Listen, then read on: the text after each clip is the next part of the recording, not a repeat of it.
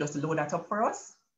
And I'm going to ask as many of you as possible to respond and let us know how you're feeling and what you're looking forward to from this class.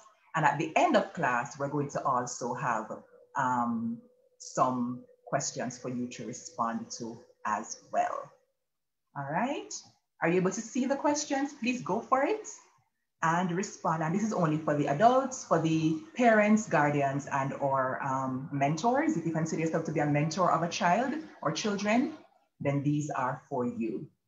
And in a few minutes, we're going to get the results and we're going to share them so we can know how everybody is feeling and what you're looking forward to getting, particularly from class. All right.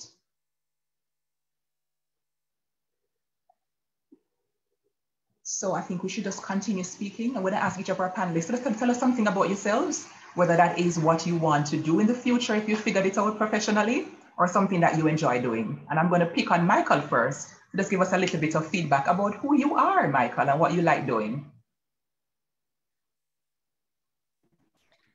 I'm Michael Collins. I'm from Calabar High School, and my hobbies are like studying and I like playing sports and stuff. Awesome. And I see you're wearing your green shirt, Michael. You're representing for Calabar, right? Let me jump over to hear Sonoya. Yes, Sonoya's beautiful voice. Sonoya, tell us something about yourself, please. Well, my name is Sonoya Gale. I'm from Woolmost High School, Woolmost Trust High School for Girls. I really want to be a veterinarian in the future because I really like animals and I really like to be around animals. Awesome sauce. Thank you, Sonoya. Let me jump over to Jabari.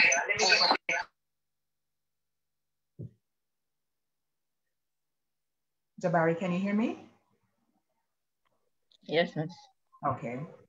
What do you want to know about you? Hi, my name is Jabari Johnson. I'm from Calabar High School. What I want to be in the future is a pilot, miss, because like in the sky, miss, I always see the planes flying. So one day I just said that I wanted to be a pilot. Awesome. All right, so we have a future pilot in the house. Thank you, Jabari. Moses, what do you want us to know about you? Hello, first, my name is Moses Blair, and as you may know, I am representing Calabar High School. Firstly, I'd like to thank you for having me here. And in the future, I would love to be a cardiologist and an athlete. If you guys don't know what a cardiologist is, it's a doctor who takes care of the heart, and I would like to help a lot of people in the future. Excellent. Thank you, Moses. All right, so do we have the results of our poll question ready? We're going to launch that so we can get a sense of how you're all feeling. Here we go. All right. So the first question was, how would you describe your current mood? 66% of you said okay, and about 26% of you said either happy or ecstatic, with a few of you feeling sad and miserable at this time. And we hope that by the time class ends, we'll be able to contribute to, a better mood for those of you who may need it. 70% of you are parents. That's a good thing. You're at the right place at the right time. Do you have plans to become a parent? 64% of you said yes. The next question is, what is the biggest challenge you face as a parent or guardian? And I'm seeing the bulk of 51%, which is more than half of you said, balancing protecting your children and allowing them freedom. So we're going to talk about that this evening. About 40% of you said building good connection and trust with your children, and or putting yourself in the shoes of your children and being understanding. And finally, for our pre-poll, the next question is, what are you expecting from this class? And let me see now, 52% of you said all of the above, which is tips on how to meet your children where they are, practical advice on how to form a healthy bond with your child or children, tips on how to set boundaries firmly but lovingly. And we have that for you and more. All right, so let's jump into it. So let's start off our first round of conversation talking about this issue of parents getting you. Do you think that there are some ways in which parents just don't get it? And what are some of those ways in your opinion? Let me start off with, who should I pick on first? Anybody want to volunteer to go first? Moses, the leader, go forth, Moses. Well, I am a person who has been experienced with that. Firstly, my parents I like to play games sometimes with my friends, and sometimes when you study a lot, and you want to have a little freedom sometimes. Sometimes your parent will come to you and say, get off the game and study or do the dishes or what. And sometimes you're telling them that you just want to enjoy the time that you have left because in the future you're gonna have a lot more work to do than what you do now. So it's like they don't get you how you want to spend your time. So that's how I know my mother sometimes doesn't get me. So sometimes you want to be playing your games for your own relaxation, Moses. Yes, You miss. feel like mom might feel like when it's time to do the dishes or do some chore or another. Yeah? Yes, miss. All right. So we have that first response. Let me jump over to Michael. What are your thoughts, Michael? Miss, a thing about it is that, like as Moses said, Miss, when you're playing your games, Miss, they want you to do your chores, Miss, but you can't pause it, Miss, because it's normally an online game and you're going to end up losing, Miss, and it kind of sucks, Miss. So yeah, it's kind of annoying at times, Miss. All right. So I hear that there's some kind of a conflict between when you want to be having fun and when parents are saying, listen, let us get busy. Let's do some stuff in the house, right? Let me hear Lady Sonoya. What are your thoughts, Sonoya? Well, when I think of my parents don't get it, the first thing that would come to my mind is about being a teenager and growing up, and like the random mood swings that you would get and the so-called attitude when really you're just casually talking. So that's what I think of it. All right. And I want to explore that in a few minutes, the attitude piece, because I know a lot of parents complain about that, especially when we hit the teenage stage. So thank you for that, Sonoya. Jabari, in what ways do you think parents sometimes just don't get it? Miss, the same thing as the two boys before me I said. Um, it's just that like when we're playing a game, we can't pause it, and well, Miss, there might be like Miss, like when you're a player, there might be something like you can report a player like or off the keyboard, and they might ban you off a mode or something, and that has happened to me before, and I'm not sure how many times it has been because my parents has been calling me to do to do anything for them. But to tell the truth, Miss, sometimes it bothers you because you don't want to die or because probably because you're playing with your friends and yeah, probably because you're playing online. Mm-hmm. So what I hear so many of you saying is that there is a conflict of interest. You want to be having fun, and your parents sometimes are thinking, well, we have to balance it, right? So now my next question for all of you to give me some feedback on is, in what practical ways do you think the parents and guardians can do better? Do you think it should be a case where them just say, you know what, Michael playing in game right now, let me just not bother him right now? Or do you think that sometimes, right, we can have better communication about when is playtime and when is chore time? Because let me ask you the honest truth. Are you always very good at doing the chores when you should? Let me see by show of hands. How many of you would say you're good at doing it when you say you're going to do it? I see one hand up, only one. Two, okay. Sanaya, hand not up, right? You're being honest. I'm trying to find the raise hand option. Say again? I was looking for the raise hand option. Okay, so your hand is okay. All right. Okay. Well, Yes, Miss, go ahead.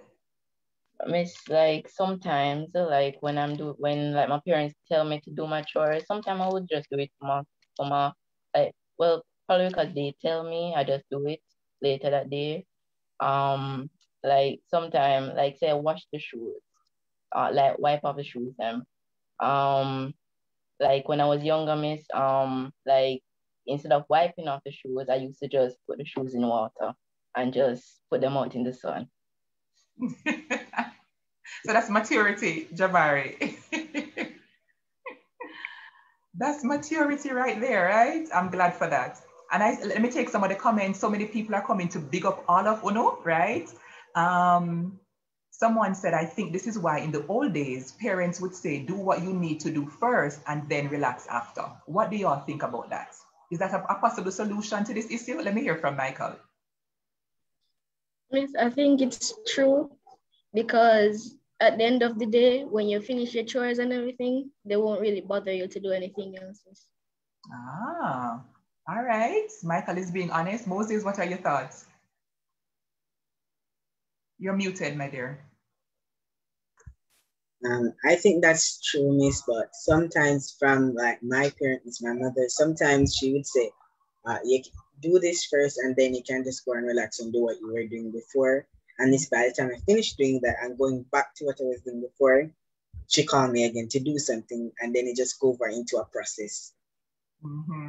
It's kind of irritating how each time you're doing something and she's like, for example, she's going to watch the TV, right? And the remote is exactly beside her, and my room is very far away, miss, and I had to leave from my room, come to her room, give her the remote, and then walk back to my room.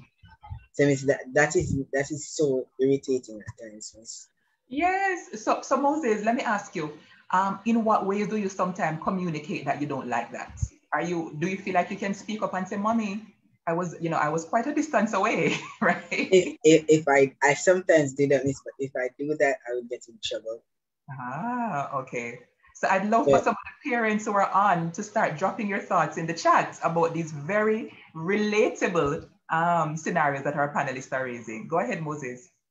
And miss, what I think she could do is that we could have a communication and what like a little chart or timetable on what time I should do my chores and what time can I have my free time, study time. I like that because that gives you clarity then on what time is yours, right? Yes. And next week we're going to be talking about self-care for children. So I love how Moses already gone there. All right. No, so now you raised a very important question, or rather an important issue of the attitude that parents sometimes accuse the teenagers and the teenagers of, to say that certain kind of responses are considered to be attitudinal.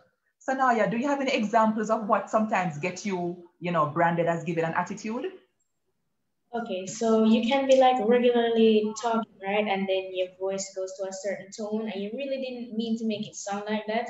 And then the parent would take it out of context and think that you're being rude to them. And then they, try and talk to you about that attitude when really you weren't really trying to make it sound like you were doing that. So sometimes even like a subtle voice change, Sanaya, just even if your voice go up a little bit or sound a little bit, parents can say that's an attitude. So let me hear from Michael and Jabari. Do you have that experience sometimes as well? Yes, miss. Okay. For instance, you don't like when people handle you rough, right, miss? So when someone talks to you rough, miss, your face will like change expressions, miss, and your voice will change, miss. And for me, it's constant, miss. And then I just get in trouble for it, miss. I love this. All right. So what I'm hearing Michael is saying is that sometimes a normal response of just not feeling good about the way that you're spoken to can end up, sometimes I can imagine some Jamaican parents say, fix your face. Do you all hear that sometimes too? Why your face looks so? Yes, a lot. A lot. And I'm seeing so many I love JN spaces, right? And I love the energy of our guests. So I'm hearing so many parents and guardians. First of all, Tamika Sessionaya, big up Wolmers, right? So I'm hearing someone saying, yes, Blair, as a parent-children timetables work. It causes less conflict. So for all the parents listening, that's already one nugget. Let us get clear on what time belongs to our teenagers, especially, because they're people too. And all of us like to know that we have some downtime. So I love that suggestion. Someone else said, it just happened that I am speaking to her and she says I'm talking with attitude. All right, I think that's a teenager talking. And someone says, I agree with Moses regarding having a list of things to do. That way we're on the same page at all times. And I see Pilar, a long-standing member of the Life Class family.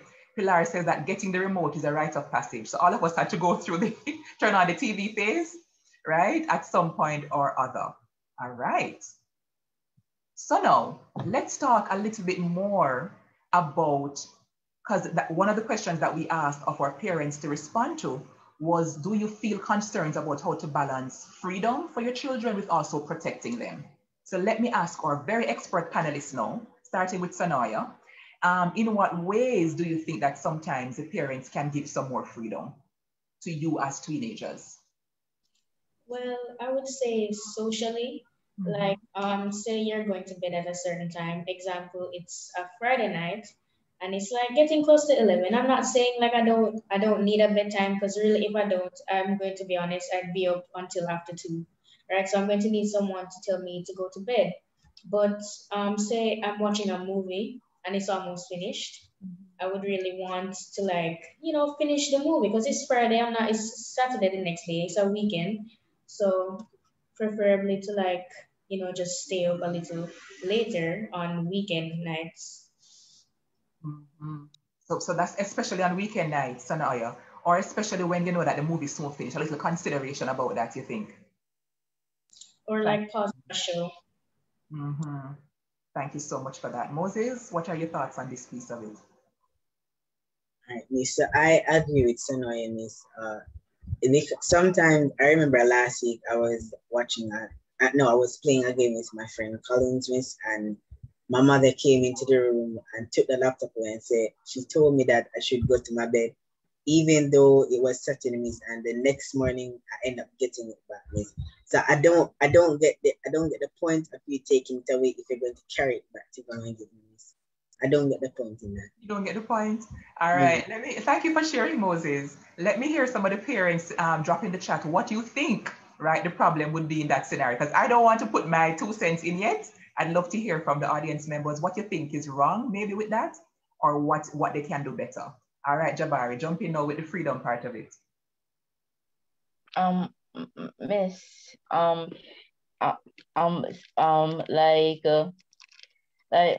Miss, it's not basically on this topic, Miss, but it's like when I was like in 2nd grade, Miss, like I think I was just talking to my friend.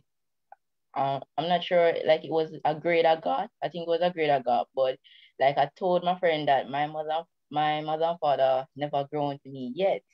So it's like again, Jabari, your mother or father never did what? Grounded me. Like grounded, like took away like my privilege, my tablet and other things. So that means I think as I went home, like I got grounded, Miss. So I basically jinxed myself. As soon as you said it, Jabari. Are you open to sharing what you were grounded for? Is it something you feel comfortable sharing on this platform? Miss, I think it was a test grade. I think it was probably a spelling or a test grade I got. Okay. One of them. Okay. All right. Michael wants to jump in. Come in, Michael. All right, Miss. So towards like the bedtime thing, Miss, what happens is, for instance, some of us will say, all right, after we've done this, we're going to go to bed. But for instance, if you're playing a game and you say after you finish, you're going to go to your bed, it's not going to work out because sometimes the game get addicting. And then when you look at the time, it's way past the time you said. So I'm hearing a lot of requests from you, our panelists, for consideration, right? For a little leeway sometimes, right, Moses? Miss, I have some thoughts on what Michael said, Miss. Go ahead. So, in test time is when you're doing the test, sometimes you receive the grade immediately. With my parent, Miss, when I get at 80%, she says that's not good enough. And I know that there's some children in my class who would love to have that grade, even though I am not saying they're not doing their best of their ability, Miss. It's just really annoying that when I try my best, it's not good enough, Miss. And sometimes I said that she's a perfectionist, and she said, yes, I am. Actually, I want 100%. So, Miss, when I got the 100%, she's still saying that my average is in the 90s and I have 100%. She's still saying she wants 100% average. And I'm keep on telling her it's not that easy to get. So it's just very annoying. Like, Like there's some children out there who is doing the best they can, but just can't do any more, miss. They can't do as much as they could. Mm-hmm.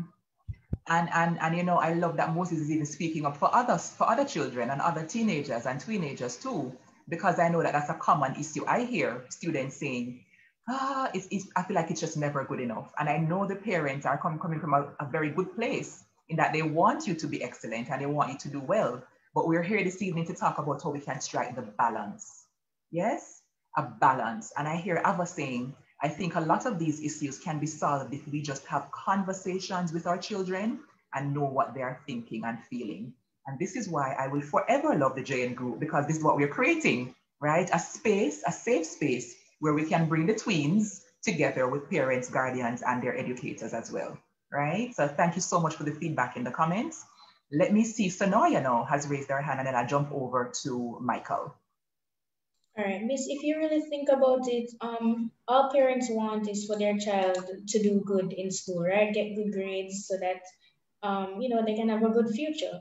But really, when school is over, sometimes you really just want like a break. Even when school is on break, you just want a day to yourself, right? And you want and they'd be wondering what school is stressing you out so much. Like you haven't really seen the hard part of school. I mean, you're so young. But sometimes you really just need like a break from everything. I love that. I love that, Sonoria. Thank you for giving voice to that. And that's why next week's topic is going to be so good. We're talking about self-care for children. Do children need self-care too? Right? What them have to stress them out, them have things too. So I'm so glad that you raised that, Sonoria. And I hear so many of you talking about the need for a break sometimes. So thank you for that. I think Michael was next. Yes, miss.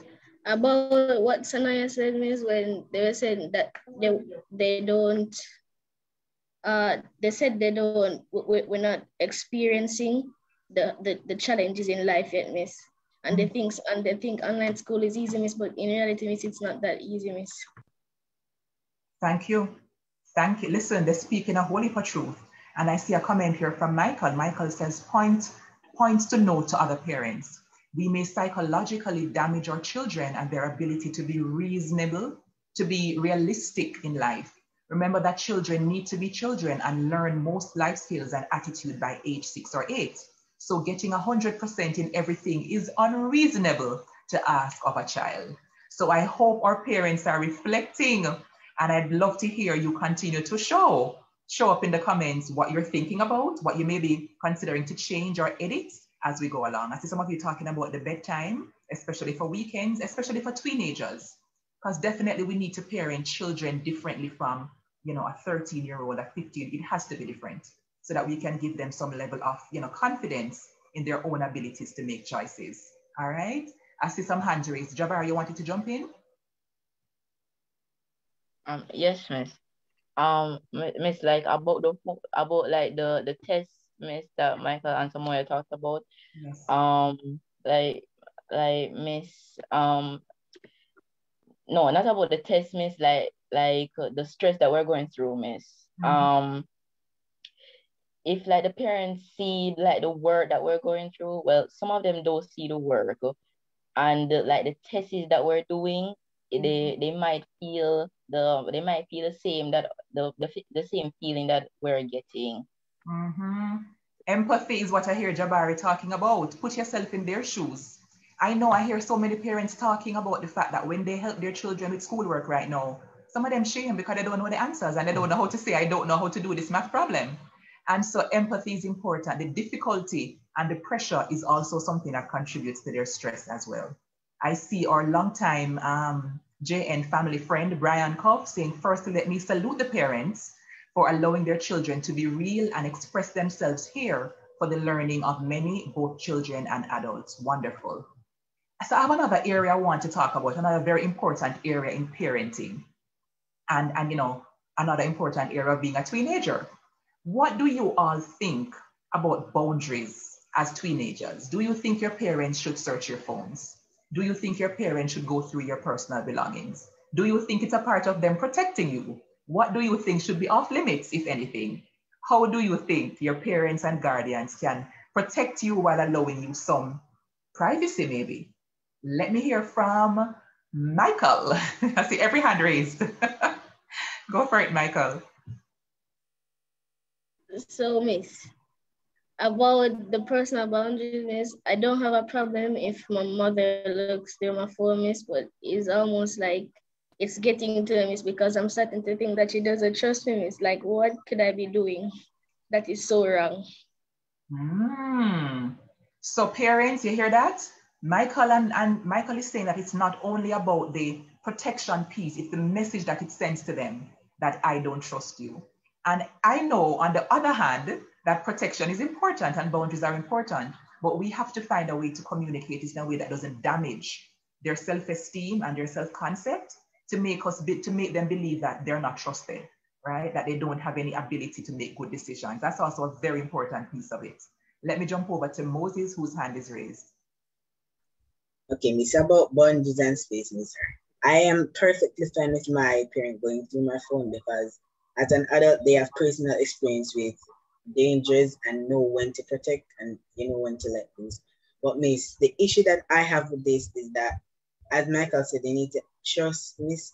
That's something it needs to have in a child, Miss. Secondly, Miss, there would be nothing literally to do with the phone because as a teenager, Miss, most of us would be like on our laptops or tablets or maybe some of their Xbox playing their little games online, going to their friends. So Miss, I don't think it's necessary for you to go through your child's phone from time to time because I think that would be a lack of privacy towards that person. Thank you for that, Moses. And let me hear from the parents. I see some comments already. Cherie says boundaries are important and trusting a child is a process, which is also a very valid point. I'm not sure if you're pronouncing your name as Javier. He says, as I said before, or I'm not sure if it's a he or she, there are apps that parents can use to monitor what the child is doing. Abigail says, let me pull it up. Abigail says boundaries are needed, and sometimes it's not even your child, but there are so many weird and creepy people out there. But this all leads back to communication and trust. And Moses, somebody says that you're cracking them up and they love your honesty, right? Jabari, your hand is raised. Go ahead. Miss, what I have like with the boundaries problem, like the first part would be like with the games. The parents don't really like the games we're playing, like the gun games and other games. Like say for instance, like Fortnite, PUBG, and Free Fire. Miss, like just because like we like it's a gun game, miss, doesn't really consider that we're going to be like that in the future.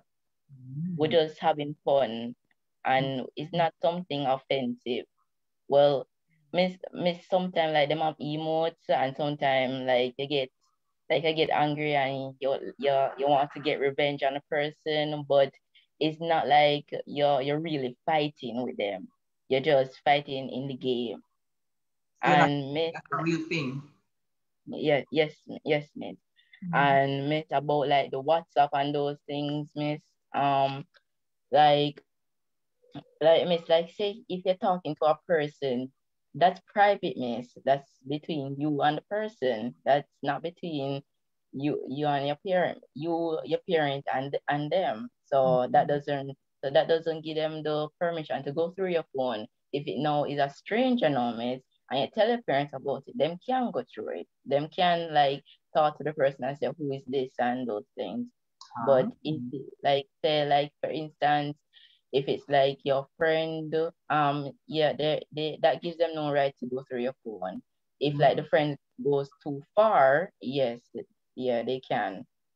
So Jabari, I think some of the parents might be wondering how will they know, for example, if you're talking to strangers or if your friends go too far, if they're not looking at the conversations. So if you have any thoughts on that, please do share. You want to think about it? Miss, sometimes like we go to tell them, miss, but it still doesn't really give them the right to go through our phones though. But I know that they're doing the right thing. And if like they say something, we can just tell them that it's our friends or somebody. or like mommy, daddy, that game isn't offensive or anything, and those things. So a conversation, and I hear Stephanie in the chat. Stephanie says, what is important is for parents to state all the reasons for checking phones, as there are unscrupulous persons online just waiting to negatively influence our children. And I know that is the absolute truth as well. Yes? All right. Let me see now. Roger Bailey says, good evening all. As a parent of two, I have set boundaries and have established privacy for my children because it's necessary to keep them safe and aware of the dangers. I have Google Family Link on my 7-year-old son's phone and no password on my 17-year-old daughter's phone. The barriers are lifted or relaxed on the basis of trust and maturity with age-appropriate content. All right. Let me jump over to Sonoya on this very important issue of privacy, boundaries, protection, all of that. All right. From a parent's perspective, they just want to make sure that their child is safe and that because online is really a scary place, right? But not all of online is completely bad. So, like for my case now, I don't know why, but I'd get like a mini heart attack when my mom would be like, "Can I borrow your phone or something?" Because I know what I use my phone for, and I know there's nothing bad on it that she would like, take it away for or anything. But I just have a feeling that something that I had no clue was there would just pop up, and that's the only thing why that's what I think about the trust part. Okay, thank you for that, Sonoya. I see another panelist saying, developing a trust and communicate. No, that's not the one. Right. I find having a set amount of time weekly to have a heart-to-heart conversation and fun time with your children helps big time. It certainly did for my kids, many godchildren and adopted kids. What do you all think about that? If your parents or when your parents say, all right, Moses, it's time for us to talk, right? For us to just connect and share. Are you going to be secretive with mom or dad or aunt? Or do you think you'd be open to opening up to them, right? What would make you open up or not open up, Moses? Towards that, Miss, I am not a person who keeps secrets because secrets are what causes dangers to me. To me, Miss, secrets are what causes dangers. So if I know I'm insecure about something, I would share it with my mother because she knows what's best for me. She knows me more than anyone. And even if I'm secretive towards her, she will know when I'm in danger and when I'm sad or are anxious about something. Mm-hmm. So you're open to sharing with her. Yes. I like to bond with my mother a lot. Yes. That's very powerful and very useful too. Let me hear from Jabari. If your parents should come to you and say, Jabari, let's have a weekly chat where we just talk about anything that's on your mind and so forth. Are you likely to be secretive? Do you feel like it's weird? Or would you be open to sharing? Miss, like my mom, she talks about like sometimes like she likes that I'm like open. Sometimes like I'm open hearted, I would think sometimes. Mm-hmm. But I would say like open hearted and kind of saying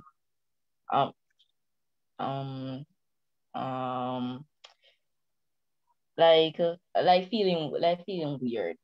Mm-hmm. Okay. I And would say like okay, as you mentioned feeling weird, Jabari, I see a comment here from Nicole Clark. She says, I listen, but some of the things I can't accommodate. And I would love for you to elaborate on that for us, Nicole, because that's also a very powerful piece that I think can definitely impact whether or not our child or children chooses to open up to us. I feel like a part of my training as a psychologist, I have learned how to have a poker face no matter what they're saying to me. So when I have teenage clients or children as clients, I have to be a space that is non-judgmental. And there's a big difference between, what should I say? There's a big difference between agreeing or siding with wrong and being judgmental, all right? Judgment is when we make them out to be bad children for their mistakes or for what did not go right. We can receive what they're saying, right? As a safe person and then give them feedback from a loving place. But if they will meet up on the Lord have mercy, how you have met the boy and how you have met the girl, then chances are they will not want to come to you when they're struggling. So as one of our previous panelists mentioned, it's crucial to create safe spaces where you can be a trusted confidant from as early as 3, 4, 5, so that when they hit the teenage years, right, then they feel more comfortable to come to you and to share. I want to talk a little bit before we segue into our second segment about issues of sex and sexuality. I know maybe some of the parents are covering their eyes and saying, oh no, this is not a topic to discuss. But I want to talk about something as simple as having the talk, right? The talk about the birds and the bees as we heard it when we were growing up. What do you think, my esteemed panelists, what do you think parents can do in a way to have those conversations with you in a way that makes sense? Do you think that they're doing their best? Do you think they can improve? Was it awkward for you when your parents had the talk with you? I know my mother gave me a book and said, read this book, right? So I'd love to hear from you, your experience about the awkward types of conversations that sometimes, most times, revolve around sex, sexuality, having feelings for other people. So let me jump over to Moses. Yes, I have a lot to say about that. First thing is the most awkward conversation I've ever had with my parents is constantly how she acting. I mean, like if I can't have a girlfriend or in a relationship with a girl. And it's very awkward to ask your child, that, especially a male child, about that, because it's weird. It's going to make them feel away. It's like, it's just not that my type of things. I'm a person who is just cares about my education and my athleticism because I'm a track and field athlete. So I just mainly focus on both of those things. So is it a case where you prefer if she doesn't ask? Yes. Okay, straight up, just don't ask. Yes, that's what I said about that. But I feel like this is also mom trying to be proactive and trying to have the conversation so that you can know that you can talk to her if that becomes something, right? Sometimes it can be helpful, Miss, because since she's a female, she'd know mostly what females are like.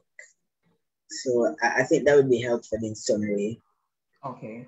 All right. And then let me jump over to Michael, whose hand is also raised. Go for it, Michael. Okay, Miss. So in regards to the talk, Miss, I don't really mind them trying to teach us what is right from what is wrong, but it's the context they're put it in, Miss. If they just say it wrong, Miss, it's going to be very embarrassing, Miss, and I don't really like that.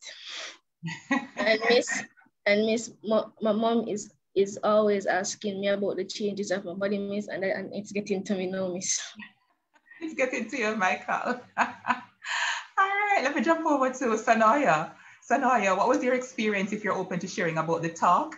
And if not, how do you think parents or guardians can do a good job of having the talk with their children? Well, I honestly don't remember my mom or my father telling me about it, but I remember her giving me a book, and everything else I've learned is from like people who come into schools and like would talk to you about it as well. So that's mainly where I learned it from. So like sex education in school, Right. or family life. Okay. All right. Jabari, did Jabari speak already? Jabari, did you comment on this piece of it? No, Miss. Well, Miss, not really about the talk, Miss, but about as Moses said about talking to his mom since she's a girl. Like I've talked to like my sister, and I've even talked to my father, like how he met my mother, and it's like my head even hurts me about girls. Miss, my head even hurts me. So I'm not even sure if I even had the talk, but I think we talked with it. I think we talked about it like a part in primary, like not in primary, high, like in seventh grade. Okay, so you did get some information. So yeah. Okay, so I am seeing a comment here, which is so true. Samara says, I lost the comment, but I heard someone say a lot of parents did not get proper sex education themselves. So it's hard for them to know how to do it well. So maybe we need to have a whole topic, right, on life class about how to have difficult conversations with your child or children. Okay? Moses, you wanted to jump in again?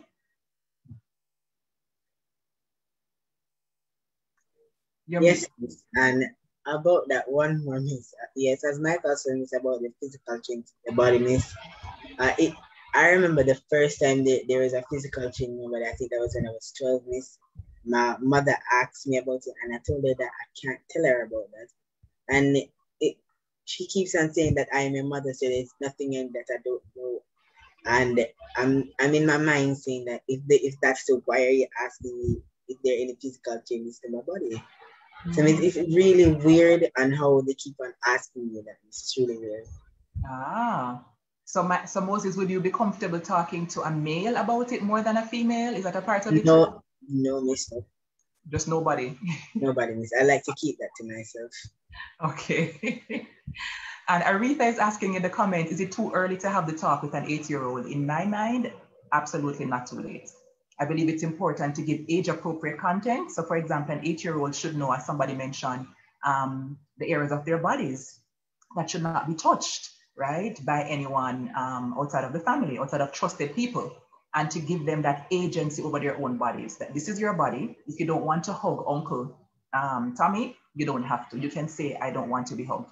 And teaching them at a young age that they can say no, and teaching them how to respect other people's bodies as well, right? Teaching them the appropriate terminologies for their body.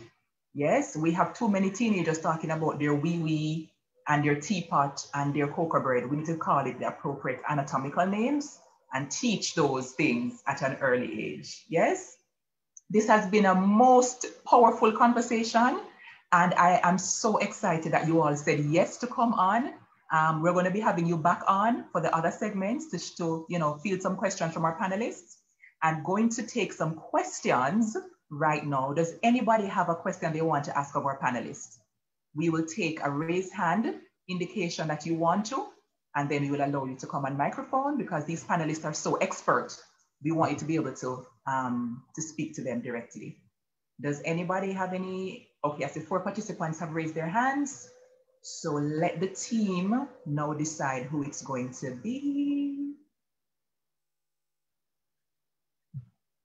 All right, so let me see now. So let's take Maxine McKay. Maxine, we're going to unmute you. Are you ready? Please just go ahead and unmute yourself, Maxine.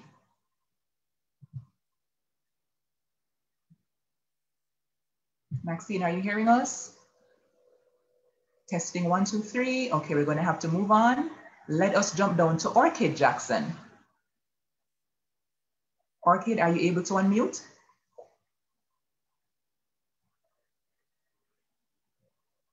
Orchid, can you unmute? All right, so we'll try the third and final person, Nelsa Wilkes. Nelsa, can you hear us? Can you unmute? All right, so we're having some difficulty or maybe some shyness in the comment section. Is there anybody who actually wants to come on micro? In the meantime, we have so many amazing comments for all of our powerful panelists. Amelia, are you able to hear us? Can you unmute, please, and ask your question? All right, so we're going to move it along. Beth says, kudos to the panelists. They are so very articulate and courageous. And someone is asking in particular for a part 2 with Sonoya. Sonoya, they think you are very insightful and they want to hear more from you. So we're going to make that happen, right? So thank you all so much. Michael Collins, Moses Blair, Jabari Johnson, and Sonoya Gale for stopping by to share your wisdom and your honest truth. This has made a big difference in my own journey.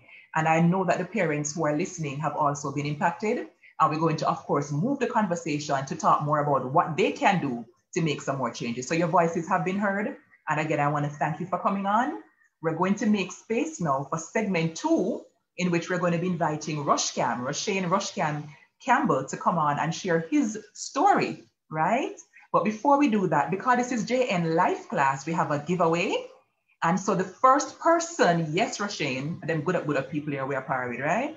For the first person to drop in the chat what S.O.A.R stands for, which is the theme for Child's Month.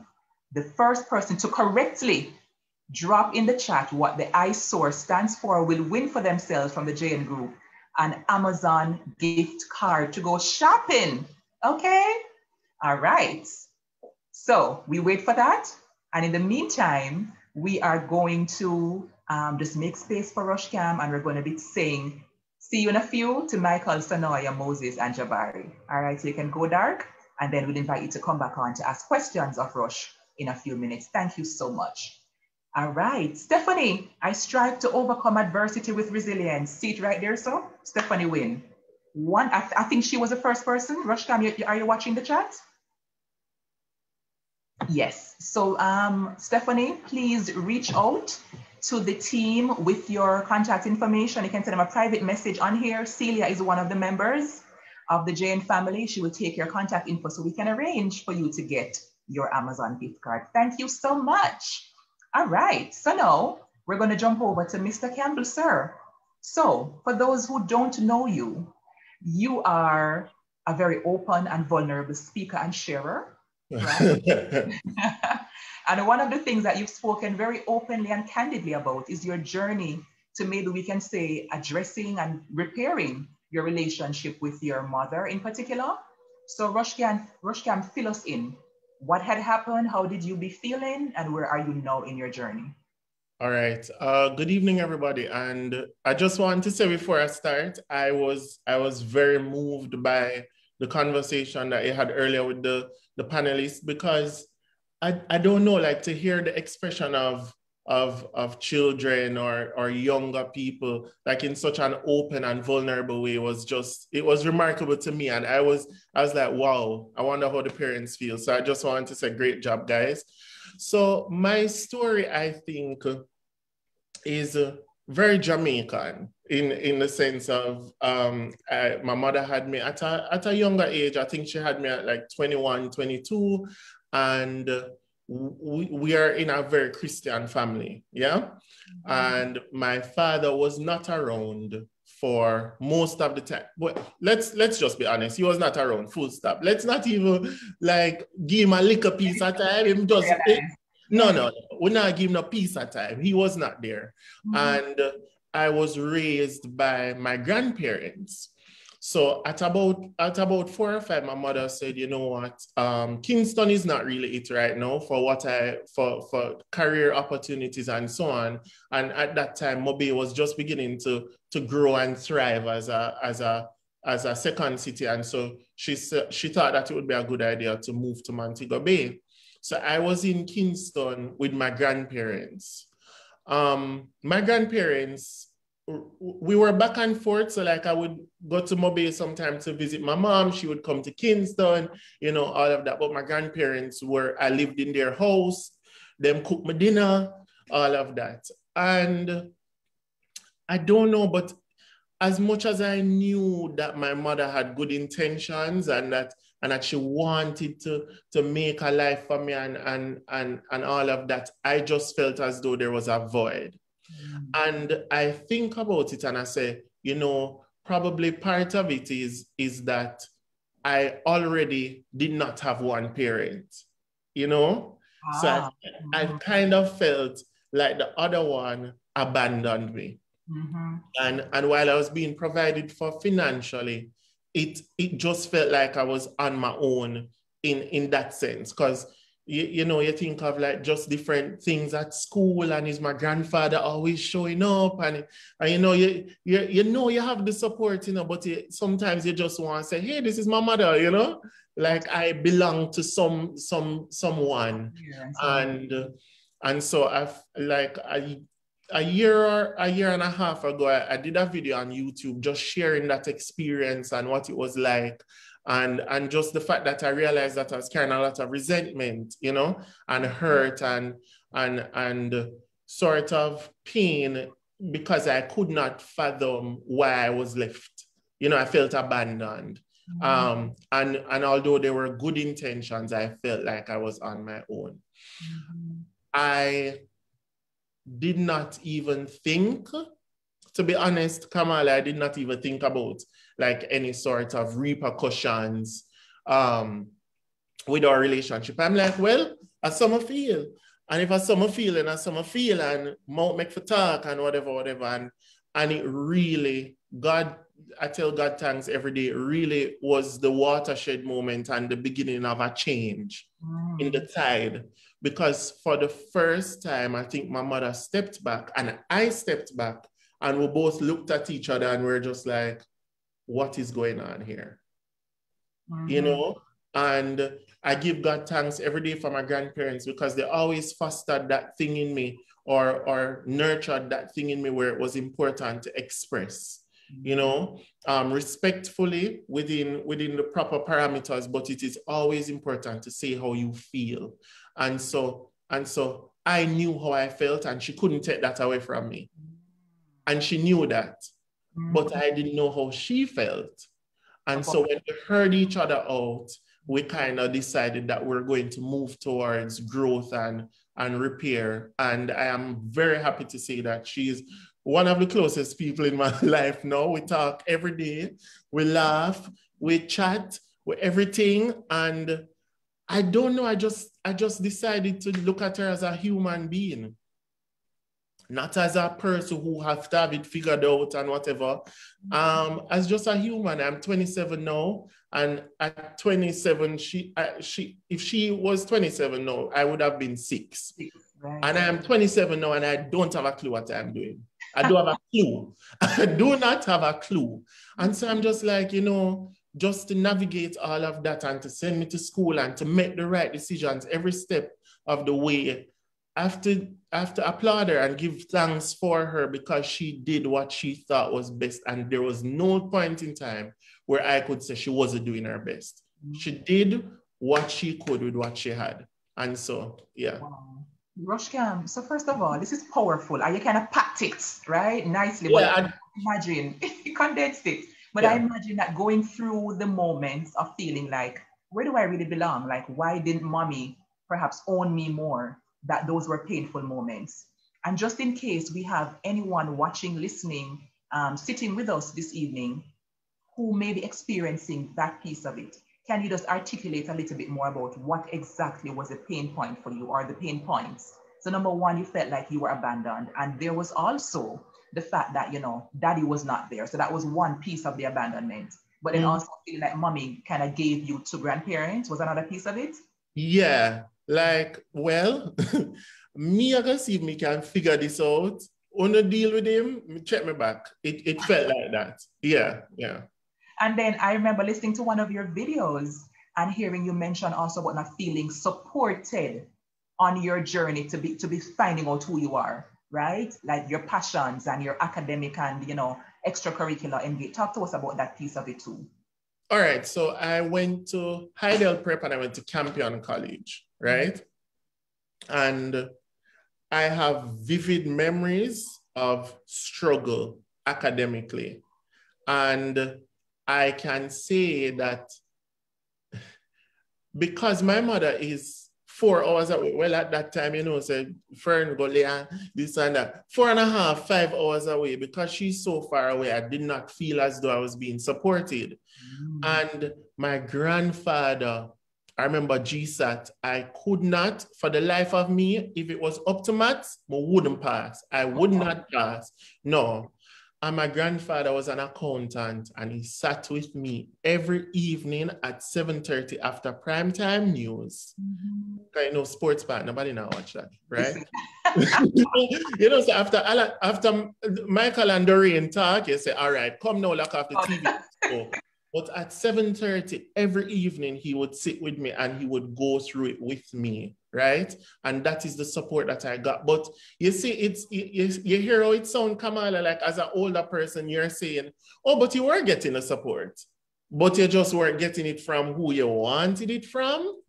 You know, like, so that is something that I was trying to reconcile because I was supported heavily. But I was looking back and I was just like, but what about you, you know? And it felt that way, but I did not know that she was just doing the best that she could. Yeah.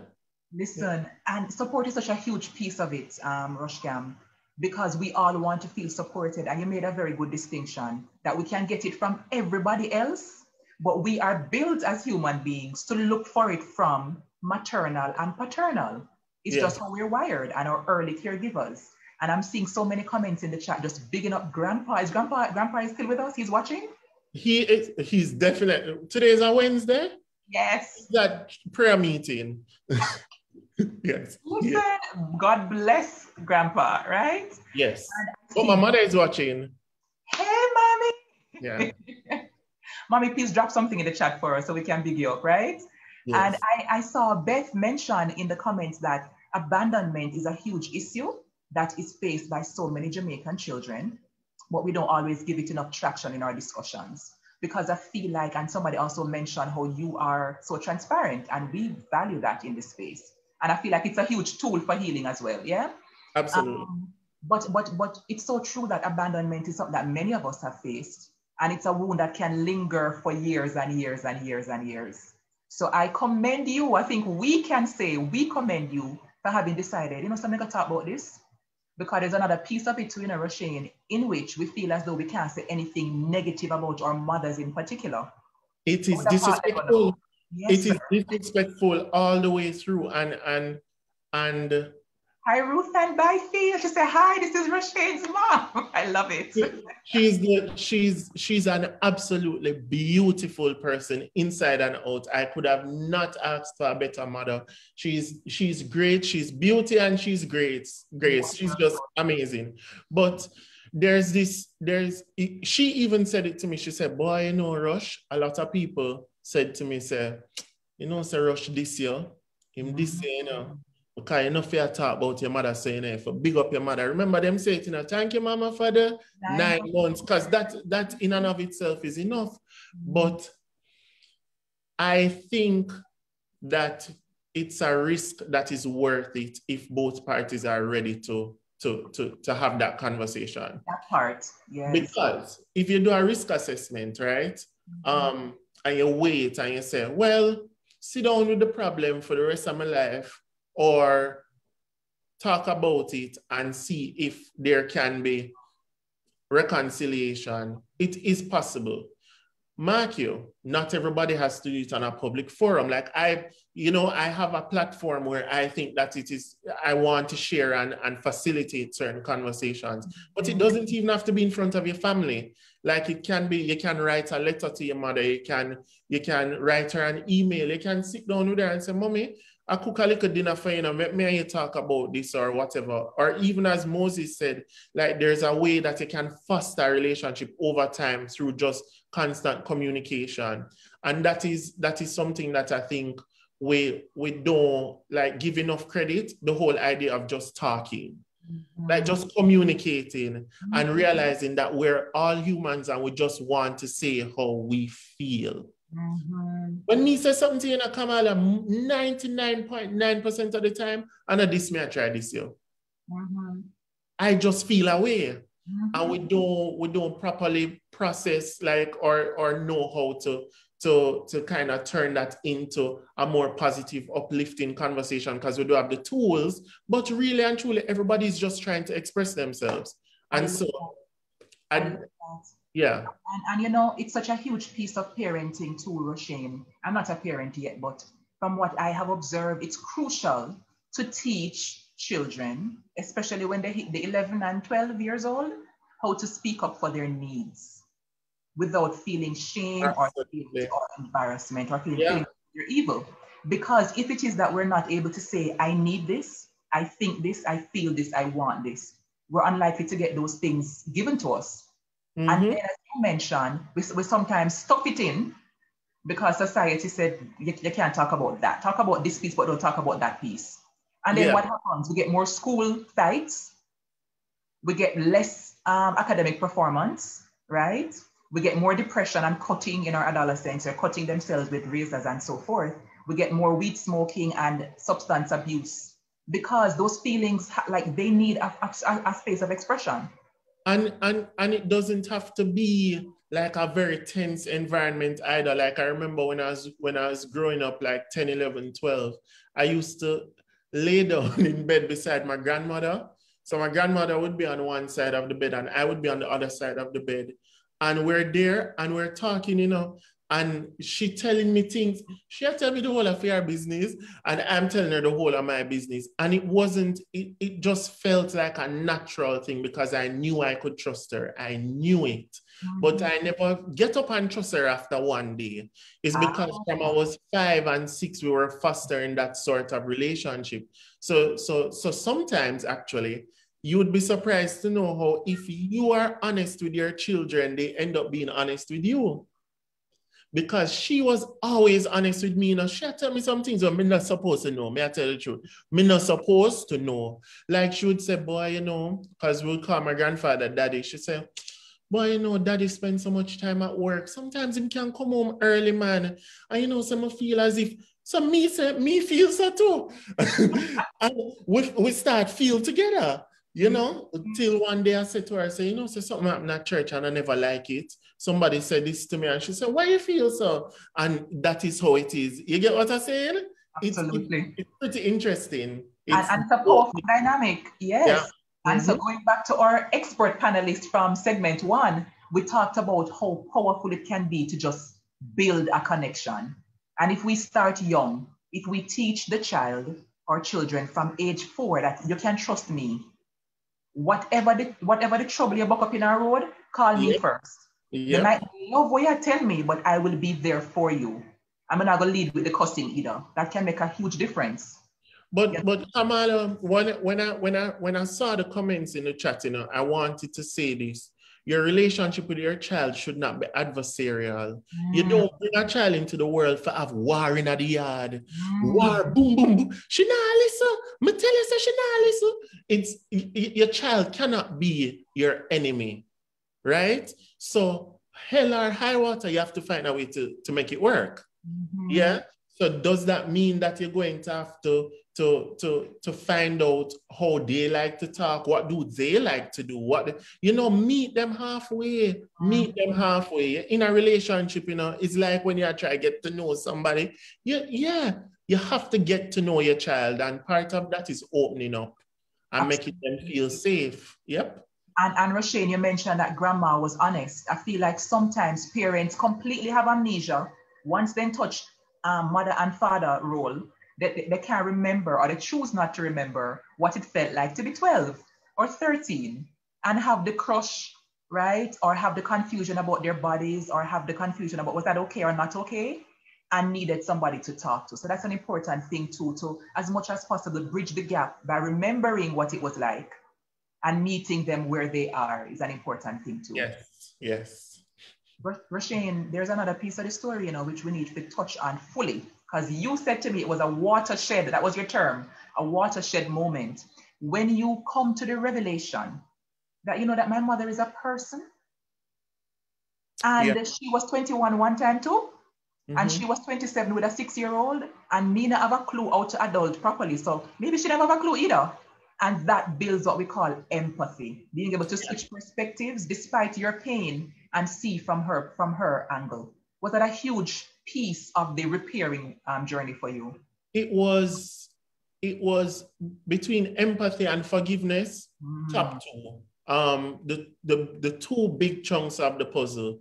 When it comes to empathy, you know, I think that parents and the way that I viewed, even with my father, you know what, let me start with my father. I actually look at my father now from a distance and I say, I get it. Something happened along the way and you did not connect the dots. Like you were not able to connect the dots. I get it. I don't have you up for it. But because I know that, I also have to step away until you are in a space to meet me where I am, right? So I get it. With my mother, I kind of decided that I'm going to take her off a pedestal. We have our parents up on this pedestal. Parents must know everything. Parents must do this. Parents must do that. I born in 1993. 1993, the internet never come around good yet. You have dial-up. Yeah, all of the resources were not there. Like all of that. I cannot expect her to get it right. So it's like I step back and I say, do I continue to judge her, or do I extend grace? No, somebody has to extend grace. Yeah? Somebody has to extend grace. And in an adult child-parent relationship, it can be like that, right? But with children, you have to continuously just show humanity to the child, because you have to show that you're a human. Sometimes it's okay that you don't know, you know. Like I remember sometimes my mother used to say to me, boy, Roshane, it's really rough. It's like I don't have it together. It's really rough. And I said to her one time, and she can confirm in the chat, I said, that's not my business. Because it hurts. Yes, that's not my business. But in retrospect, I look and I say, she was trying to bridge that gap so that I could understand where she's coming from. So I would say to the younger people in the Zoom, look at your parents as humans. You're human. Sometimes you don't get it right. Sometimes you make mistakes. Think about like all the things that your parents have to do. Them have job, them have to go to supermarket, bills. We're in the middle of a pandemic. Also, remember your parents are also like in relationships. Your mother have boyfriend, your mother have husband, your father have girlfriend. Like the same things that you go through emotionally, they're going through it as well. They're going through it. Don't feel like them have the answers. Them not have the answers. They're figuring it out. Yeah. So sometimes you can just step back and say, boy, mommy probably just had a bad day. Yeah. Yeah. And Roshane, I think what makes the difference, as you mentioned, is the ability to communicate, like in a healthy relationship. And another piece of it too that I want to just highlight and underscore for our viewers is this fact. Roshane said that he was not okay with how his mom showed up or did not show up for him at some point in his journey. He also said she was doing the best that she could. It is okay to still not feel like this is perfect, despite the fact that they're doing the best they can. It's still okay to say, I feel like I want to be parented differently. It's still okay to say, this hurts my feelings, or I don't feel supported by you, despite the fact that mom or dad or grandpa or grandma are doing the best they can. It's okay to hold them lovingly accountable, to say, please do better, thank you so much, as I am also trying to be a better child to you. You understand what I mean? So I don't want anybody to leave and feel like, oh, just because we are loved by our parents does not mean that we can say, I don't like this. That's a crucial piece of boundary setting, to take responsibility and say, this not feel good. And can we talk about it some more? And Kamala, I saw in the chat where like a lot of the parents are saying, but I love her. I love the child. And yes. We know, like, it's almost like, okay, guys, we have to, that is the foundation of this relationship. We know that we love each other. I know that I love my mother. My mother knows that she loves me, but this is a relationship. And for it to work, we have to kind of work together. So I wrote down during the thing, that we raised me. Ooh. We raised me. Everybody, we all work together to raise me, because I was a part of my upbringing, because I spoke up about what was important for me. Mm-hmm. Yes, I want to do sports. I want to dance. I want to do this. I want to do that. It is important for me because I kind of see this thing for myself. Whether I'm 12, 6, 4, 9, I express it to you. Remember, you are facilitating. So why create a boundary and whatever? Just talk to me. Mm-hmm. Yeah. And students or children, you can like also chill. Chill. Guys, calm down. Calm down. Yeah. All things are not always going to go in your way. Yeah, things are not going to always work out exactly how you want it to. You have not done this before. Your parents have been 9 before. Your parents have been 12 before. Your parents have been 15 before. They know what they're saying. So sometimes you have to bite the bullet and say, all right, mommy, may I trust you upon that one here? May I trust you? Come. All right. Yeah? But it's a collaborative effort. We're partners. We're raising me. Mm-hmm. Yeah. I love that piece, Roshane, and I love how we're helping to reframe the fact that it's a relationship. Yes. Because I feel like sometimes we fall into the mode of thinking, you are my child and your job is to be my child. So me supposed to tell you Ray, and you supposed to say Tay, and the argument done. But it is in truth a partnership. And the more we facilitate conversation is the more we can build an important thing that you spoke about, which is trust. I can trust you. And even if when I get my way, I can say, you know what? Mommy normally show up for me like this, or daddy normally have my back, so I'm not gonna sweat this. Yes. And And they do not want to hurt me. Yes, I can trust that she's not, or he's, they do not want to shame me because I know their heart. But Yes.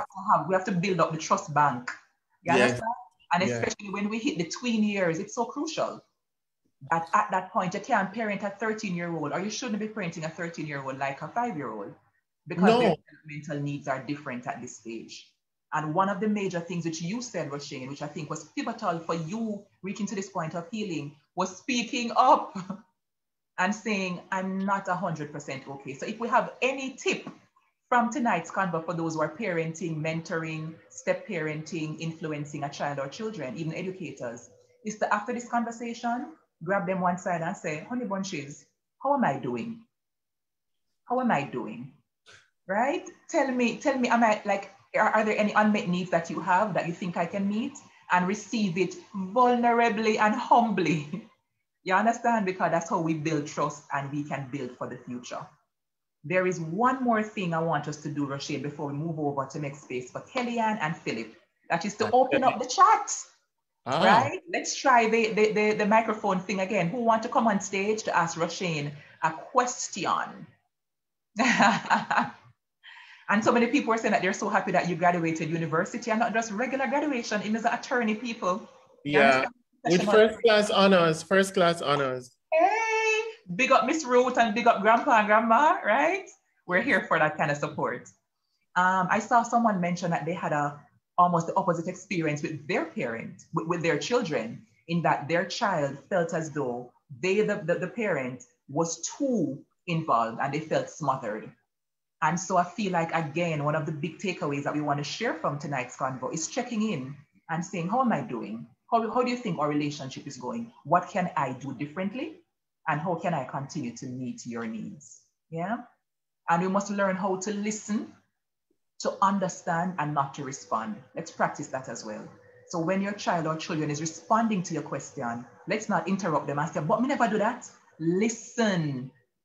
Listen to understand and not to respond. All right? And it is not an indictment on you. If someone does not like the way you do something, it doesn't mean you are a bad person. I do not like the way that you speak to me when you're upset, Kamala. It doesn't mean that Kamala is a bad person. I just don't like how you speak to me when you're upset. Please fix that. Perfectly said. All right, so I'm understanding that some people are having a difficulty with enabling the microphone option. So we have 2 questions in the Q&A for you, sir.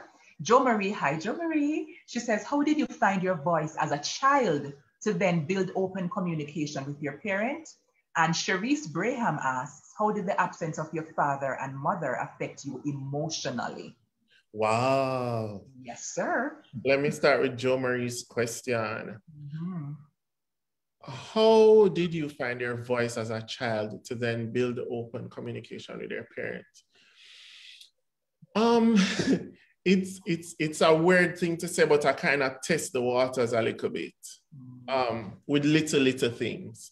You don't find your voice by the first time you just go, ah, you start to say one word and then you raise and then you shout and then you have a voice that you can share. So what I did was that I noticed that when I was in prep school in particular, there were decisions that were being made about me, right? Which school will you go to? What will you do? Da, da, da, da, da. And I used to just drop in myself and just say, I would like to, boom. I would like to, so-and-so. I would like to, da, da, da. That's number one. The next thing I did was I used to ask questions. Asking questions, I think, opened that gateway for me to be able to have conversations or find my voice, because I realized, oh, it's okay. So it's also on the part of my grandparents and my mother, they facilitated that. But I was very comfortable asking questions. So the first thing I used to do is just insert myself little in decision making by just saying how I felt. You never have to go with it. If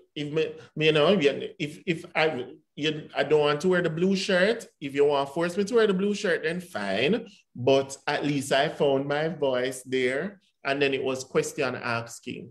I also remember 3 instances in which I spoke up for myself and it changed the tide.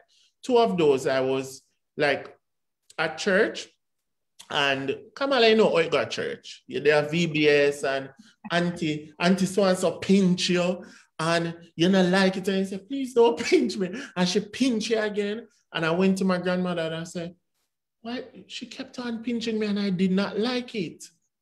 Why she keep on pinch me, grandma? Well, let me talk to her. And grandma brought her in the kitchen, and she and grandma in the kitchen and talk about the pinch. So it was just those little moments of when it felt okay, just talking up a little and just a little. And one step led to another step, and then you found your voice. Guys, you don't have to start out with, Mommy, I do not want to do the guns blazing. No, take your time. Yes. 1 step, 2 step, 3 step, and you find that you start to build that relationship. So I hope that answers. It was 1 step at a time. And the second question, how did the absence of your father and mother affect you emotionally? I was negatively affected for quite some time. And I think that it manifested especially in my relationships, because abandonment and feeling as though nobody was there for you, it kind of causes you to make like compromise on a lot of things because you don't want people to leave. Yes, sir. You know, so it's even with your friends, even with relationships, even with like anything, you're just like, all right, probably if I don't do this, then you won't leave. Because it was kind of a blame game on my end. Like I was blaming myself for the abandonment. So probably if I do things differently, then no one will abandon me. So it affected my self-esteem. It affected the way that I viewed myself in terms of self-worth. And I think even in terms of business, like last year or the year before or whatever, and I said it to my mother, people treat you differently when they feel like there is nobody there looking out for you. Like they take advantage of you in a way because you don't have anybody who have your back, right? And so I always felt like I was alone. And I definitely worked through it, but it affected me for quite some time where I felt as though I, 1, was alone, and 2, did not want to do anything that would cause me to be alone. So yeah, it affected me for sure in terms of like compromises and so on. That's a deep question. And your answer was so insightful, and I can tell that you have been doing the work, the therapeutic work. I hear it in the way you speak, and I hear it in the way you show up. And so I want to just underscore the fact that it's okay as Jamaican people to do the work, right? Yes. And it's necessary. And I can say that like watching the operas and those things are great, you know. But to find like a space that is tailor-made for you and a space that you feel comfortable expressing yourself, it's super important. And so I think that some of the best money I've ever spent was going to see someone and discussing just my thoughts and feelings and getting a roadmap on how I can navigate those feelings and deal with them appropriately. So I'm proud of you, can done, sir. Remember me, I love it. And let's just also raise what should we raise now? Raise our hands for Miss Ruth, right? Who did not end up staying in defensive mode, but she received what her son had to say, what her child had to say, and has been responding to his needs in a way that he can now on international Zoom come on and say, listen, she's wonderful, she's beautiful, she's grace, she's everything. And we talk every day. That is the power and transformation that can come when we build dialogue, right? And when we have transparent expressions of how we feel. Roshane, we have to have you back. I kind of get that revelation while you were speaking onto me that we need you back into the space. So please line up yourself. And I know that there may be one special member of the JN team who you want to specially big up. Am I correct, sir? You are correct. Hold on. How did I? Oh, I'm back. Okay. I would just like to say that the experience that I've had. Wait, why do I keep leaving Zoom? Anyway, the experience that I've had working just alongside the JN group I got a email from Celia Burnett, she's here, to now I have just been blown away by the level of professionalism, the human element. A lot of times people call you and say, boy, Rush can come talk, you say, come do this now, show up here. And Celia dealt with me like another human being, like, oh, it is important for you to be there, and I appreciate you and I value you, and I felt valued, and so I like let my guard down and I value her as well. And I would just like to say thank you so much for the way that you've handled me and just the space that you've been able to facilitate for everybody. It's tremendous, and I'm so happy to be a part of it and definitely would want to do it again. Hey, yes. I love this. Yeah. Rashid, thank you so much. And we have to specially big up when big up is due. Cecilia, you're large, right? And we love how you show up for the JN family. Thank you, Rashid. We're going to ask you to just make room for Philip and Kellyanne to come on until the finale in a few minutes. Thank you so much. So let's welcome on stage now, after that very powerful conversation with not only Roshane, but Miss Ruth as well. Let's welcome on stage Kellyanne Brown Campbell, who is a licensed school psychologist and the mother of a soon-to-be tweenager as well.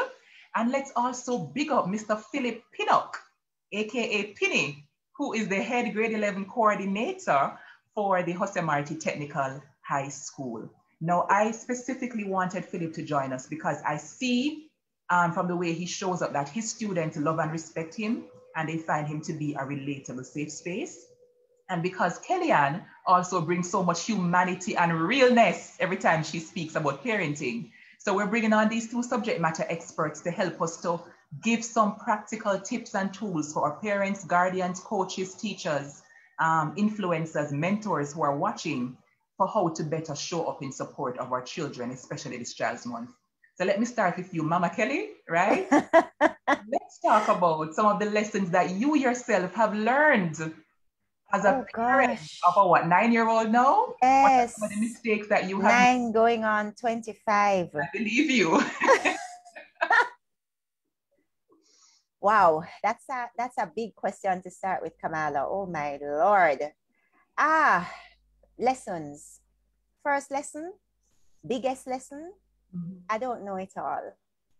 And many days I feel like I know very little. As you said, as a school psychologist, from the day my daughter was born, matter of fact, from I was pregnant with her, I realized no textbook could prepare me. None, right? With all the experience I'd had as well, working with children before I had her also, none of those experiences could have prepared me. And so I think one of the biggest lessons I've learned as a parent is to be humble. I heard Rushcam talking a while ago about, just finding his voice and, being able to speak up as a child. And, that is one thing that I find I'm constantly having to remind myself of as well. And I'm happy it came up as a topic, to always remember to make sure that my child has a voice. Not my voice, not daddy's voice, not grandma and grandpa and auntie and uncle, her voice. And it's critical that she knows that she can be heard. And one of the things he said as well earlier was, it's how you say it. Because if you come loud, and as Roshane said, guns blazing, nobody's going to listen to you, right? And I, for one, will not listen to you. Respect. And so that is another big lesson that I've learned, that no matter the age of your child, it is critical to ensure that respect is given, right? It has nothing to do with age. It is respect, and you're teaching a big skill, you know. So I think, though, you know, mistakes that I've probably made, I think that's something that you said as well, is the whole thing of, again, I think sometimes trying to impose who I want my child to be on her. And as parents, that is something that we naturally do. From before a child is born, from we're children, before we have children and before we become adults, we have this concept of who we want our children to be when we have them. And so that is something that I have to constantly be checking myself about. Am I imposing who I want my child to be on her? Wow. Or am I giving her that space to develop, to come into herself, to come into her own, and balancing it? Because it is a balance. It's a delicate balance. And I feel as if sometimes I make an error, you know, in terms of pushing and forcing a little bit too much. And so there's this buzz term nowadays about conscious parenting, you know, and it's so true. Oh, I haven't done a lot of talks and research on it, but that thing of being conscious is critical. Day to day, being mindful of just, what am I saying? What impact am I having? You know, and constantly checking yourself and talking to yourself, because it is so important that we ensure that as we parent, we are not destroying the soul of who that child is, the purpose that God placed in that child for them to be here. Am I destroying that? Am I in some way disrupting that flow? You know? So, I mean, I'll start off with those few things, because, you know, there's a lot more, but, you know, initially, I would say those are the main things that kind of come to mind. Wonderful. Yeah. Thank you so much for that, Kellyanne. And I feel like you've already given our parents in the chat, right, in the audience, a lot to think about, right? And I know that there is a particular resource we want to share with all of you. And I'm going to ask our fabulous tech team to just drop it in the chat. It's a podcast that may revolutionize the way that you view parenting moving onto this space. Oh, yes. Yeah. Let me jump over to Sir Pinnock. So, Philip, you are in the space where the adolescents are, the teens and the tweens, right? And I know that a part of how many of us were socialized, and maybe one older school of thought for teachers is, I am in charge. I say X and you just say how much of X. You just do it, right? That model doesn't always work. How have you found, you know, the balance in actually partnering with the students and those you mentor? Let me just first thank you for bringing me on the program. It's a pleasure to be here, and let me say good night to all our viewers and our parents and our panelists. Yes, to your question, it is indeed a partnership, and that is what I would like to say. Effective teachers recognize this, and they know that it has to go hand in hand. There is a saying, you know, that if you can't reach them, you can't teach them. And so as educators, we go to learning institutions to fill here with the content. But when it is time to deliver, we deliver from here. So and on that note now, in terms of understanding the partnership and understanding our children, I have to say that as educators, as adults, the learning institutions, we have violated our children in a serious way. And how is that? 2 years ago, I remember as a senior teacher confiscating a child's phone for, you know, they brought it on the campus. And just 2 years later now, it is now the norm for them to bring it in. In fact, it's a requirement. And we have violated in the sense that these technological devices that were once illegal, it was primarily used for, you know, socializing and just entertainment, as some of the children said earlier. Now we have stepped across into a paradigm where we're saying, no, this is how education must take place, and this is what you need to do. And you know, mind you, as an educator, I see the relevance of it, and I know that all the stakeholders see the relevance of it, even the children themselves. But there must be a switch off point where basically the home needs, where the home is separated from the school. Because even I'm a sport person, you know, and concentration is very important in doing well in sport. And so I have recognized the importance, you know, the game is important, the game is on the line and you want to perform. There must be a point where, all right, we have to switch off now and relax, play around a little bit, talk about something that has nothing to do with the game. And that is the same thing when it comes down to education. They need their time to basically switch off and then regain the emotional and the psychological strength to come back and do what is required of them from an academic perspective. That's so crucial. And you know, Philip, we're going to be talking about that next week. And I just see Celia in the chat saying, family, register for next week because it's going to be powerful. We have a very special, well, we have many special guests, but we have our brand ambassador who's going to be joining us. So you don't want to miss his insightful talk on children and self-care also, right? But Philip, you just helped us to reinforce what was mentioned earlier, in that even though they're young, it's still important for them to have unplugging. And especially now where home and school are one and the same. You understand? The kitchen table is kitchen table plus study center plus classroom desk. When do they get to have their own time? That's a very important piece. And I love how you frame it in terms of performance. If it is that we're just in go mode, it lessens our ability to show up as high performers in school and in whatever other things we're doing. So I love that piece of the conversation as well. Kellyanne, let's jump back over to you to talk a little bit about some things that our earlier expert panelists spoke about, right?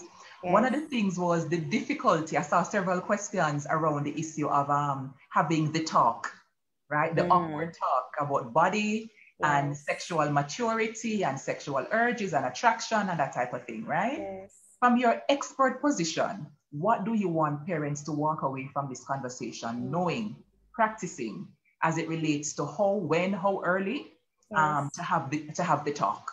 Because I was sharing with them that my mother gave me a book, right? Here, read it. Okay, come on, had that experience. Read this, and you're going to know the things that you should know. Yes, yes. I think again it comes down to, I guess, knowing your child. You know, the world that we grew up in is not the world that a lot of our children are growing up in. It's different. They're exposed to a lot, the internet, everything, information is at their fingertips. And so we have to know that maybe sometimes, you know, it may be that we may say to them, they may not come and ask us, but we may say, do you know about this? Or what do you know? Tell me what you know. Or if they come and ask you, you may actually start out asking what you already know. Because trust me, sometimes they already know a lot. Yes. And it may not all be correct.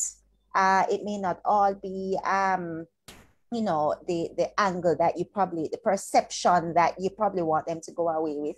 Funny enough, I actually was just in a talk a while ago that spoke about another session just before coming on that actually spoke about having the talk with your children. You know, how do you talk to your children about sex? And one of the things that one of the presenters spoke about was, instead of even using the term of losing your virginity, speaking to things like having your sexual debut. You know, again, it comes down to perception. Is it something that you're losing? Or is it something that no, you are initially experiencing? You know, all of these things, the way that we show our children what love is, what sexuality should be all about. Do we shun it to be something that, you know, no, you should never talk about it, you should never, you know, embrace it or anything? Or is it something that we're open with? One of the things that I firmly believe in as a parent as well is that I would want to know that my child is going to learn about those things from me. I would prefer that, as opposed to learning about it from somebody else who may impose a long-lasting kind of negative impression on her. And thankfully, I'm married to a husband who has no problems engaging in those kind of conversations with his daughter when the time comes. And so again, I guess coming back now to the whole thing of when is the right time. And again, it comes down to, I honestly don't think that I should be the one to tell a parent when the right time is to have that discussion with your child. Because we know children come across different experiences from day to day. And so, you know, your child may have been maybe 6 years old and may witness something, and you have to have the talk, or had gone through an experience and you have to have the talk, you know. But again, it's how you do it, meeting the child where they are, using the language that you know, that they can understand, so that you don't scare them, so that you, and just be human about it. You know, if you don't know, tell them you don't know. Baby, I don't know, but guess what? I'm going to find out. We can have the discussion and so on. Maybe let us even probably try and find out together. But again, that whole thing of always making them feel comfortable to come and speak to you as their parents about what is happening with their bodies, you know, anything that they're hearing, they're not sure about this. You know, we know we're living in a society nowadays, again, the whole thing of, you know, gender, understanding gender, and, you know, who am I, and, you know, my sexuality, and where do I fit in, and so on. Leaving that space open for them to be able to come and speak to you and ask the relevant questions. Absolutely. And, you know, Roshkiam spoke earlier about, you know, growing up in the church. And I know that sometimes there can be this discomfort with acknowledging issues of sex and sexuality before a certain age. And sometimes, as you said, Kellyanne, they already be knowing, right? I see Marsha Denny, long-time life class family member. She says, I remember my mom giving me the book, Everything a Teenage Girl Should Know. I know that book. And my brother got the one for a teenage boy. And that was her way of ensuring we were properly informed. That was in the late 80s. Marsha aging herself. I wasn't there. Philip, help us to understand now whether or not we are correct in saying that sometimes the parents don't know that they know, but they know. And sometimes it's at school that teachers realize that they know quite a bit, right? Is this true or false? It is true. And it varies. It varies. And on the note of supervision, to add to that, I would say the uncomfortable discussion habits, because at that point you are in control. If you decide not to have this conversation or to provide the book, if you don't entertain that conversation in the house, you have consciously made a decision for that child now to go in another environment to learn it. And I promise you, they will learn it. They are going to learn it. So you literally hold the steering wheel when it is that you open the doors to have this dialogue with your children. However uncomfortable it is, you know, some psychologists would recommend that it is the father who speaks to the son and the mother who speaks to the daughter. I have not done any studies on that, but we know that families manifest in different forms. There are some single parent families, mommy alone, daddy alone. But however uncomfortable it is, have the discussion and facilitate that. Absolutely. I endorse that 100%. You know, Philip hit the nail on the head. He said, you hold that steering wheel. And it's true. You know, they're going to learn from somewhere. And as I said earlier, I would prefer that I am the one. When she go out there, she going to learn other things, of course. She going to hear other things, of course. But I would prefer that she learn it from me first, you know?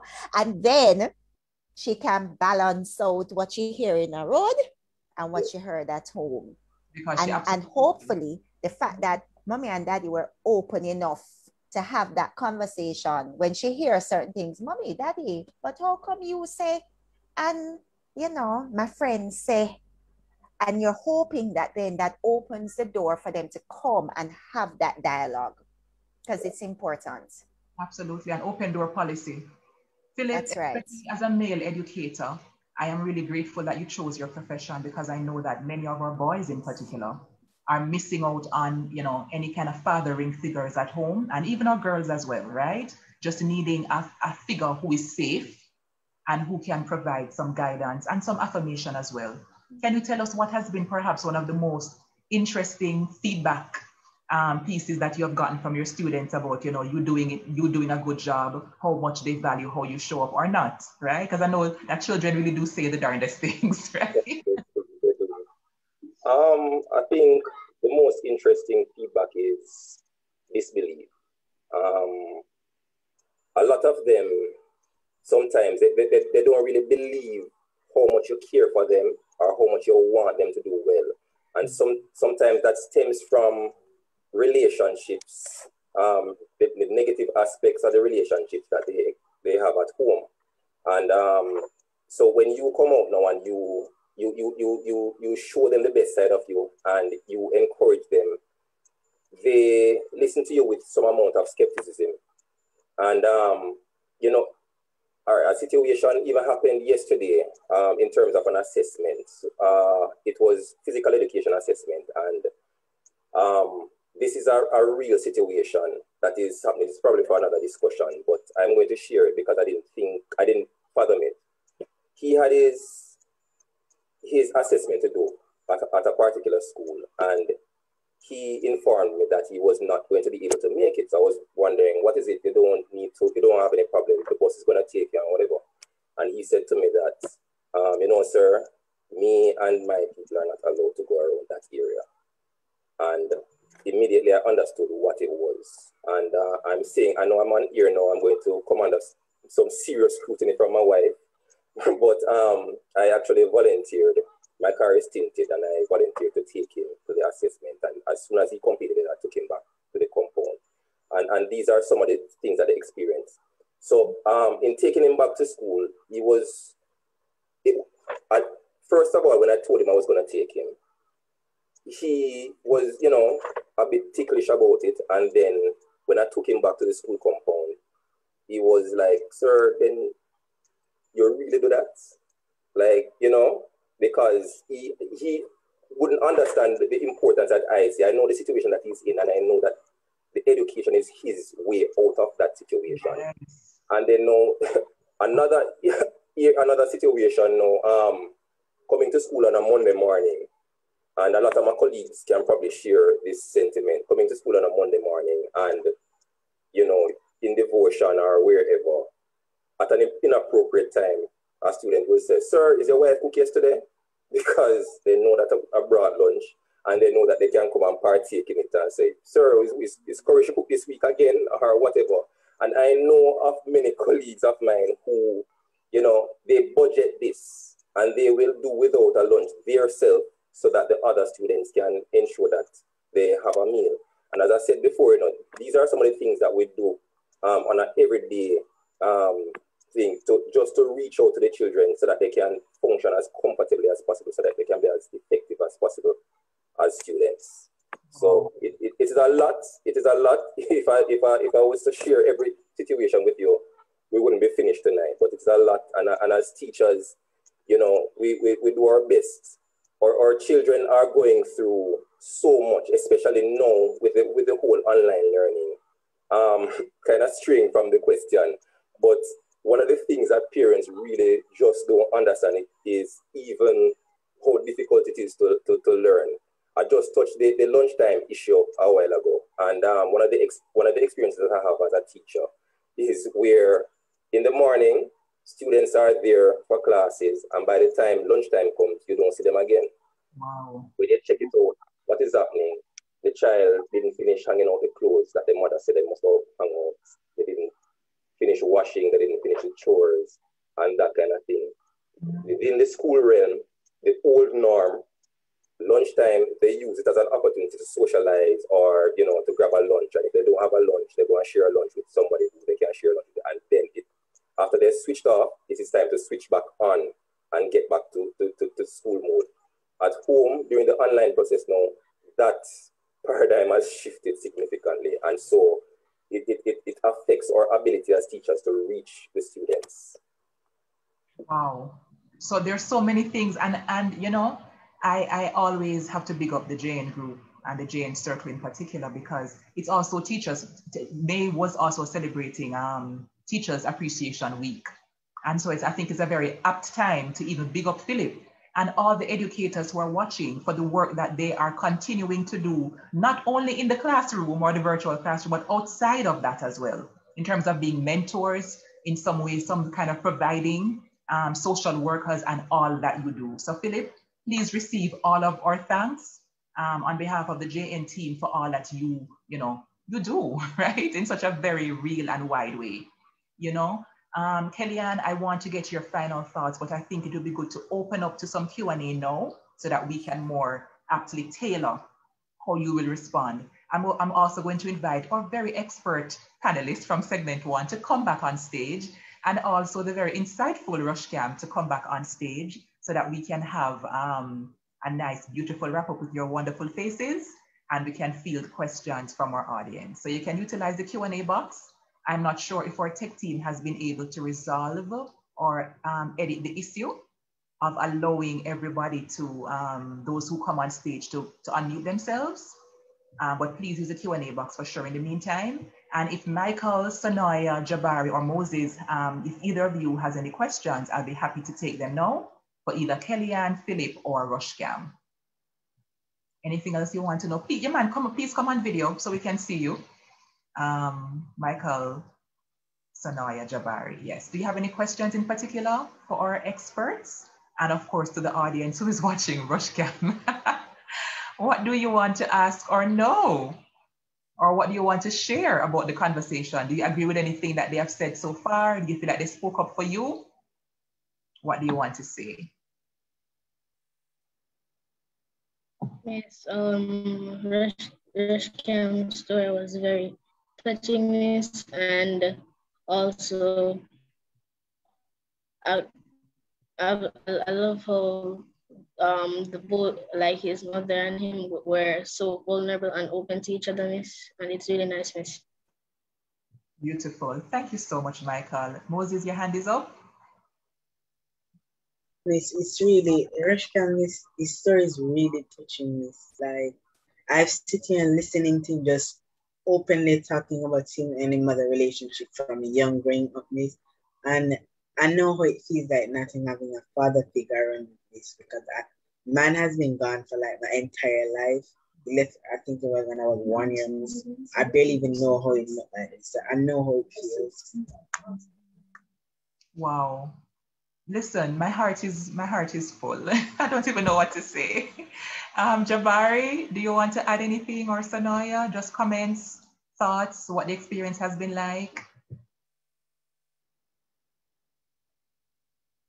Are you able to unmute? I'd have to just agree with Michael and Moses. It was really inspirational. I'm glad. And you made it so as well. You added so much to our conversation. So thank you. Kemasha Smith says, I really appreciate being a part of this webinar. It has been very informative for my 13-year-old daughter and myself. I love it. I love it. I love it. So everybody has learned everything. Is there any question? If not, I'm going to ask Kellyanne, or here's a question in the box now. So Trudy says, how do you begin that conversation with your child? What can parents do to initiate such an invaluable discussion about self-care and puberty? So that's your wrap-up question, Kellyanne, and then we'll launch our poll and give away something else nice. Nice. All right, so let me open up the question as well. So what can parents do to initiate such an invaluable discussion about self-care and puberty? I think, as I said earlier, sometimes it depends on the child, but what I like to say is that you use every moment as a teaching opportunity, you know? So sometimes you don't have to wait until something comes up or you feel as if, all right, I'm going to do a full-on lesson on self-care or a full-on lesson on puberty. It may be you just in the car, you know, or you're walking, or you're in the kitchen cooking and washing dishes or something, and you just kind of start a conversation about, hey, you know, did you remember to use deodorant today? No, mommy. All right, why do you think it's important for you to do that? You know, and you have these little conversations. For me, I think when parenting should be something that is natural and kind of flows. Organic, if you get what I'm saying, you know. So there's no script that we should be following or have to follow necessarily. Every child is different as well. And I have to really make sure that I leave saying that very clearly to our parents and to myself, reminding myself constantly as well, that every child is different, you know. And Rashane spoke about the whole thing of him finding his voice at a very early age. I mean, that for me was just powerful, you know, and just the examples that he gave of, you know, taking him time to drop a little thing here and drop a little thing there. And so as parents, we really have to just use every little opportunity that we have to say, hey, this seems like an opportune moment to drop this in. Your child come home and telling you about a friend who probably did something at school that day, or, you know, they noticed that the child's hair looked a certain way, or they smelled a certain way or something, or they were sweating a lot that day. That's an opportunity for you to start having those conversations about, okay, do you sweat a lot? Why do you think you sweat so much? And you go into that whole conversation about, you know, what's going on with the body and the changes that are happening. And if it's not happening with you yet, then this is what you may be able to expect. It's that kind of thing. As I said, I think as a parent, enjoy the experience. We only have them for such a short period of time. They grow up so fast and they go out into the world and school and social media and everything kind of just takes over, you know? So enjoy the experience and the process of parenting your child. And don't feel pressured to say, okay, I'm on a timeline, so I have to do this now. And then by the time they reach here, I have to do this. No, flow. Let it flow. Let it be organic, yes. And I love that notion about taking even the small things as learning, teaching moments. That's right. Thank you so much, everyone. And I love the feedback. Thank you, Beth. She said it was a very insightful and inspirational session. And I just want to big up Rushcam again for sharing so authentically and vulnerably this evening. And it makes my heart full to hear how our young guests were impacted positively by that, and also our not so young guests as well. I'm going to just ask our team to launch our poll questions. And while I'm asking all of you to respond to it, there we go. I'm going to just ask Kellyanne to just drop one, maybe a two-liner, right? A very succinct lesson that parents can walk away with this from, additional to what you have said before. Rushcam, you're next. 2 lines. You're human. And your children need to know that you're human. Love it. Love it. So Rushcam? Relationships take work and they require compromise and communication. Same way you're getting to know somebody, you go on a date and you ask questions and you say, you know, getting to know and all of that. Take time to get to know your children and to meet them where they are. Beautifully said. Thank you. Sir Pinnock. All right, I'm going to go Kobe Bryant on this one. And just a quote from him: the dream is not the destination, the dream is the journey. So spend time with the children, let them understand the importance of the journey, not just the destination. They'll appreciate the destination so much more, and they'll be better equipped to handle themselves when they get to the destination. But Philip, it's all like if you just a wait for me. You just had that lined up. Oh, yes. Thank you so much. Do any of our expert younger panelists have anything you want parents to remember? Just one sentence or two that you want to say, Mommy, Daddy, Auntie, remember this when you are taking care of us. I'm going to check in with Moses. Do you have anything you want to remind them of, Moses? It's your month and this has been your conversation. Yes, I have one thing to say to all parents and all other teenagers or teenagers out there. Just know that I'm expressing my love to all parents out there who are taking care of their children with protection and kind of love. And I also love my parents. So I am thankful for all the unconditional love that they have given to us. Aww, what a beautiful note for us to end on. Anybody else want to add anything? Michael, Sanoya, Jabari, what do you want parents to remember? It's your month. You want to give you your stage. Go ahead, Jabari. Miss, is just that all of us live one life. That's all. All of us That's live one life. philosopher. Thank you, Mr. Johnson. Michael or Sonoya, do you want to add anything to that? What you want parents to remember? Miss, To all parents and teenagers, Miss. Yes. Just like what Rishkem said, Miss, we're all in a relationship, Miss, and both parties need to be open and express their feelings, Miss. Listen, I'm proud, so Sonoya. Just to remember that we're still kids and that they can like try and let us live our best life with the freedom and protection that they can provide for us. Beautiful balance. Thank you all so much. Let us launch the results of our poll, and then we have the giveaway, and then we say until next week, right? But not yet. Let me see. Okay. So 86% of you said your mood has improved since the start of this class. We have done our job. Everybody clap yourself on the stage. You helped to make that happen. 88% of you said, I am now more aware of where I can improve as a parent or guardian. That's a success. 95% of you said this feedback from the teenage panelists gave me the chance to reflect on how I parent or mentor. Teenage panelists, please take a bow.